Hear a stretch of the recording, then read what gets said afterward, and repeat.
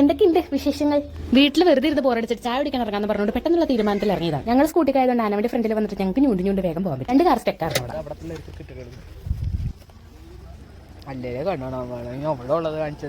കണ്ണടമുള്ളതുകൊണ്ട് കുറച്ചൊക്കെ കാണാൻ പറ്റില്ല.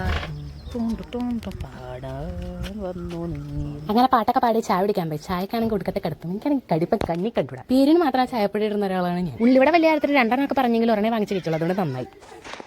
ചാടാൻ പോണോ? ഇതല്ല കുഴി ചാടും. ഇതിനപ്പുറം ചാടി കടന്നവനാണ് ഈ KK ജോസ്.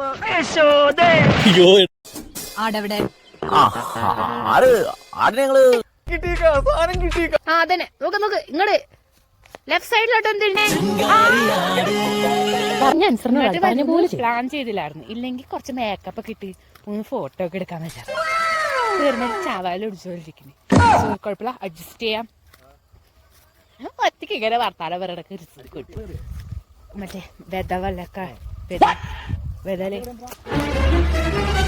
വെതർ നെല്ലൊക്കെ എടുത്ത പാടം അതൊക്കെ കണ്ടില്ലേ? ഒക്കെ എടുത്ത് എന്ത് പറയുമ്പോഴും ഇപ്പൊ ഇതുപോലെ ഭയങ്കര കൺഫ്യൂഷൻ ആണ്. എന്തൊരു പറഞ്ഞാലും പിന്നെ മറന്നു പോലെയല്ലാണ്ട് അത് കിട്ടണ ഒരു പരിപാടി.